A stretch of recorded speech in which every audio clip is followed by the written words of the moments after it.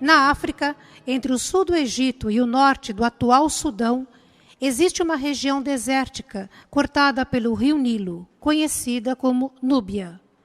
Habitada há milênios por uma população negra, a Núbia foi cenário de um reino poderoso, o reino de Cush. A história de Cush entrelaça-se com a do Antigo Egito.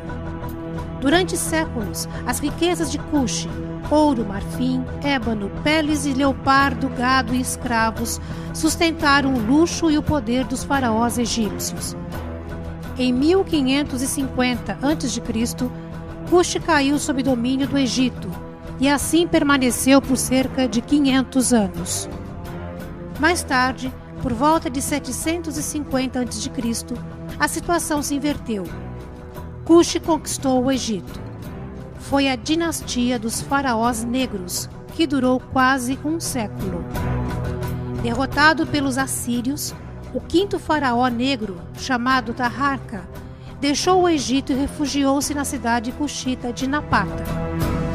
Terminava a dinastia dos faraós negros e, a partir daí, as histórias de Cush e do Egito seguiram caminhos diferentes. O Egito entrou em uma fase de sucessivos domínios estrangeiros, até cair sob o poder de Roma e tornar-se uma província do Império Romano. O reino de Cush manteve-se independente e reorganizou-se mais ao sul da Núbia, tendo por capital a cidade de Meroe. Por isso, essa nova fase da história de Cush é chamada de período meroíta. Meroe deu continuidade ao esplendor cuxita, estendendo-o por mais 1000 anos. Os reis meroítas conservaram alguns traços da cultura egípcia, como sepultamentos em pirâmides, mas adotaram detalhes arquitetônicos e costumes próprios. A múmia era enterrada em uma sepultura subterrânea, abaixo da pirâmide, e não dentro dela, como faziam os egípcios. As pirâmides meroítas, menores e mais íngremes do que as egípcias, simbolizavam a escada para o céu que conduzia a alma do rei morto. Na parte externa, uma pequena capela guardava as oferendas para a alma do rei em sua viagem ao outro mundo. Os meroítas construíram muito mais pirâmides do que os faraós egípcios.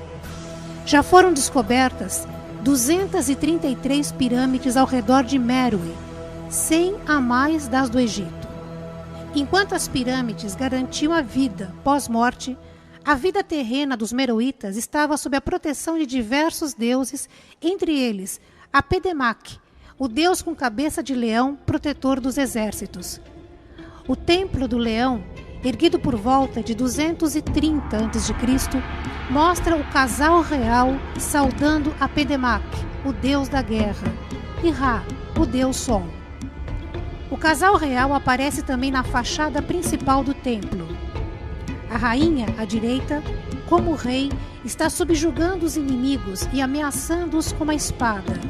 Aos pés da rainha está o leão Apedemac, simbolizando a autoridade soberana da rainha. As rainhas meroítas desempenharam um papel de liderança. Muitas governaram e comandaram exércitos. Eram chamadas de Kandak ou Candace, título derivado de uma palavra meroíta significando rainha-mãe.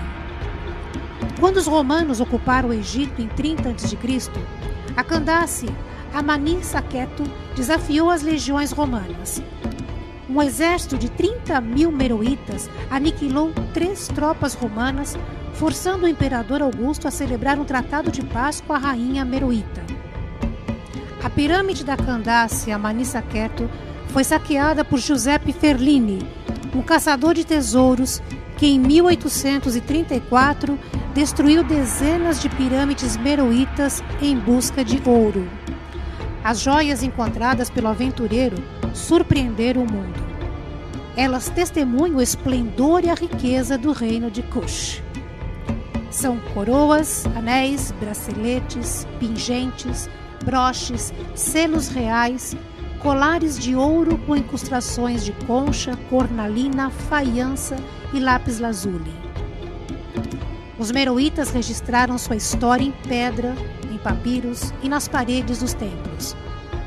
Os especialistas conseguiram decifrar milhares de palavras, mas como a língua meroíta permanece desconhecida, é quase impossível entender o significado dos registros. O reino de Kush do período meroíta ainda é um enigma para os historiadores e um fascínio para os aventureiros que vasculham o deserto do Sudão em busca de riquezas incalculáveis.